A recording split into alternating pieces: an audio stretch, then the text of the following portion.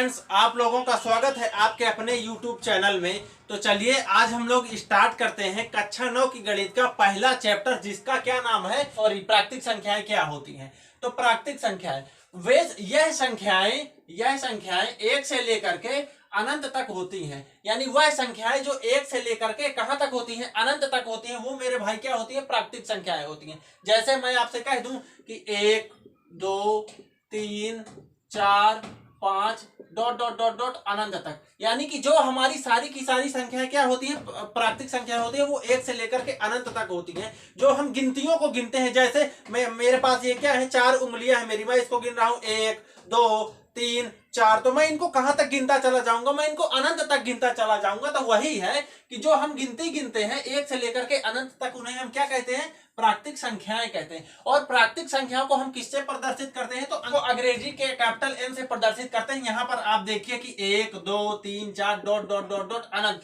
जो अनंत तक जा रही है वही हमारी क्या है, प्राकृतिक संख्या है। इसके बाद हम लोग क्या देख रहे हैं कि पूर्ण संख्या है। तो पूर्ण संख्याएं वह संख्याएं होती हैं जब हम प्राकृतिक संख्याओं में, यहां देखिए ये हमारी जो प्राकृतिक संख्या है, जब हम इनमें क्या जोड़ देते हैं, यहां पर 0 जोड़ देते हैं, तो ये क्या बन जाता है, पूर्ण संख्या बन जाता है। यहां पर नहीं जोड़ेंगे, हम पूर्ण संख्याओं में ही देखेंगे। यह संख्याएं 0 से लेकर अनंत तक होती हैं। तो यहां पर देखिए कि ये जो संख्याएं हैं, ये 0 से लेकर कहां तक, 1 2 3 4 dot dot dot dot dot अनंत तक जा रही हैं। तो ये हमारी क्या हो जाएंगी, सारी की सारी पूर्ण संख्याएं हो जाएंगी। तो अब मैं जैसे आपसे यहां पर कह दूं कि जैसे मैं यहां पर इस 0 को क्या कर दूं, छुपा दूं मेरे भाई, तो आप ये देखिए ना कि ये सारी की सारी क्या हो गई, ये प्राकृतिक संख्याएं हो गई कि नहीं। ये देखिए, आप यहां पर देखिए, ये प्राकृतिक संख्या 1 2 3 4 डॉट डॉट अनंत तक थी।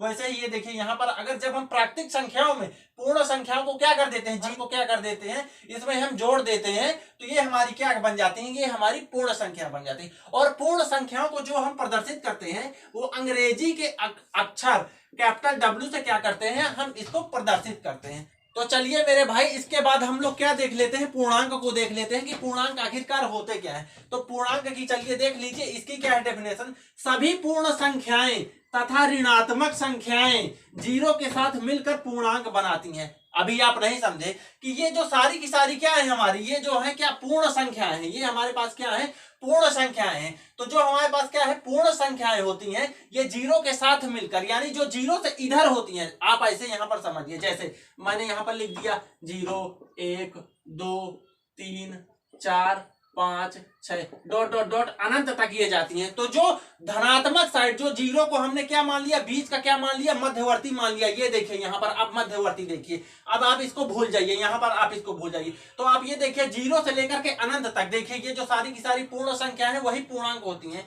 तो हमने यहां तक क्या है, पूर्णांक में इसको क्या कर दिया, लिख दिया 0 से लेकर अनंत तक। फिर हम इसमें क्या कर देते हैं, 0 से इधर जो होता है वो हम इनको ऋणात्मक संख्याएं जब हम इनको जोड़ देते हैं, यानी पूर्ण संख्याओं में मेरे भाई, जब हम ऋणात्मक संख्याओं को, ये हमारी पूर्ण संख्याएं हैं और ये हमारी ऋणात्मक संख्याएं, तो जब हम पूर्ण संख्याओं में ऋणात्मक संख्याओं को क्या कर देते हैं, जोड़ देते हैं, तो हमारे पास क्या हो जाती है, पूर्णांक बन जाता है। और हम इसको अंग्रेजी के अक्षर कैपिटल Z से क्या करते हैं, प्रदर्शित करते हैं। यानी जो हमारे क्या है, दाएं हाथ की तरफ होता है, वो क्या होती है, धनात्मक पूर्णांक। ये हम यहां पर लिख देता हूं क्या, धनात्मक।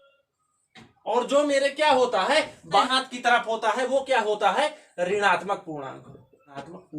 तो हम लोग ये कह सकते हैं, तो हमारे पास क्या होती हैं, प्राकृतिक संख्याएं होती हैं, वो 1 से लेकर के कहां तक होती हैं, अनंत तक होती हैं। और जब हम इन्हीं प्राकृतिक संख्याओं में क्या कर देते हैं, 0 को जोड़ देते हैं, तो क्या बन जाती हैं, वो हमारे पास पूर्ण संख्याएं बन जाती हैं। और जब हम इन्हीं सारी की सारी पूर्ण संख्याओं में क्या करते हैं, ऋणात्मक संख्याओं को जोड़ देते हैं, जैसे -1 -2 -3 -4 -5, और ये डॉट डॉट डॉट कहां तक चली जाती है, अनंत तक चली जाती है। तो इनको हम क्या कह देते हैं, पूर्णांक कह देते हैं। तो पूर्णांक बेसिकली हम उन सभी को कह सकते हैं जो धनात्मक और ऋणात्मक, जो दोनों संख्याओं से क्या है, मिलकर बनती हैं। अब कुछ लोग कहेंगे कि सर ये 0 क्या है, तो मेरे भाई 0 ना तो प्लस का होता है, ना वो धनात्मक होता है, ना ऋणात्मक होता है, ये बीच का मध्यवर्ती होता है। तो जो 0 के इधर दाएं हाथ साइड जो जोड़ने वाली संख्या है, जो मतलब जुड़ाव वाली होती है, उनको धनात्मक कहते हैं। और जो इधर ऋणात्मक संख्याएं होती हैं, वो हमारे पास क्या होती हैं, ऋणात्मक पूर्णांक होती हैं।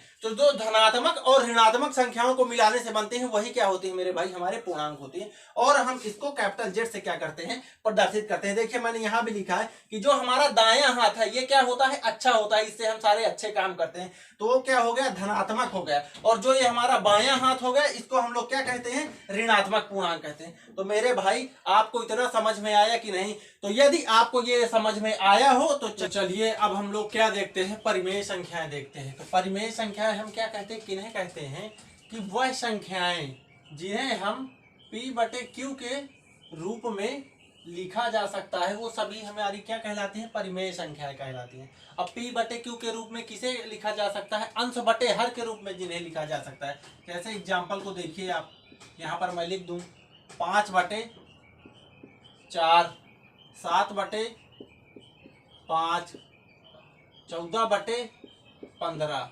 तो ये सब क्या है, जिन्हें हम अंश बटे हर के रूप में लिख सकते हैं मेरे भाई, उन्हें हम क्या कहते हैं, सभी की सभी क्या कहते हैं, परिमेय संख्या कहते हैं। ये देखो आप 5 को किससे प्रदर्शित कर दो, P से प्रदर्शित करो, 4 को किससे प्रदर्शित कर दो, Q से प्रदर्शित करो के रूप में। जितनी भी हमारी सब क्या होती हैं, भिन्न होती हैं ना, वो सभी क्या होती हैं, हमारी क्या होती हैं, परिमेय संख्याएं होती हैं। तो हमने इनको क्या है, P/Q के रूप में लिख दिया। जैसे मैं यहाँ पर कह दूं 3/4 - 5/16, तो जिन्हें हम अंश बटे हर के रूप में लिख सकते हैं यानी, और हम इनका स्पेसिफिक एक नाम दे देते हैं। जैसे हमने P को किससे प्रदर्शित कर दिया, 15 को किससे प्रदर्शित कर दिया, P से, 16 को किससे प्रदर्शित कर दिया, किससे, Q से।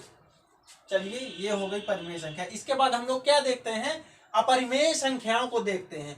वह संख्याएं जिन्हें हम P/Q के रूप में नहीं लिखा जा सकता है, यानी ये परिमेय संख्याओं का उल्टा होती हैं। इनको P/Q के रूप में हम लोग लिख सकते हैं। ये देखिए यहाँ पर 5/4, और इनको क्या है, P/Q के रूप में नहीं लिख सकते, यानी इसमें अंश बटे हर नहीं होगा। यहाँ पर आप एग्जाम्पल देखिए, जैसे मैं आपको समझाता हूं। जैसे मैं यहाँ पर क्या कह दूं, पाई, √2, √3, √5, इन सबको क्या है, हम P/Q के रूप में क्या है, अपरिमेय संख्याओं को नहीं लिख सकते हैं। वो हमारी क्या मतलब, परिमेय संख्याओं का बिल्कुल उल्टा होती है अपरिमेय संख्या। आप ये कह सकते हो कि जिन्हें P/Q के रूप में नहीं लिखा जा। अब कुछ लोग यहाँ पर कहेंगे कि पाई का मान सर होता है 22/7, तो ये तो P/Q के फॉर्म में अंश बटे हर के रूप में हो गई। तो मेरे भाई आपको मैं ये बताना चाहूंगा कि ये जो पाई का मान होता है वो लगभग मान होता है 3.14, इसके आगे भी पाई का मान होता है। तो ये मतलब क्या है, एक क्या है अपरिमेय संख्याओं में आ जाता है। तो पाई क्या है, हमारा परिमेय संख्या है, परिमेय संख्या नहीं है। √2, √3, √5 ये क्या है, हमारी अपरिमेय संख्या होते हैं। अब वास्तविक संख्याएं हम किन्हें कहते हैं, वास्तविक संख्याओं को मतलब सभी संख्याओं का यह संग्रह होता है।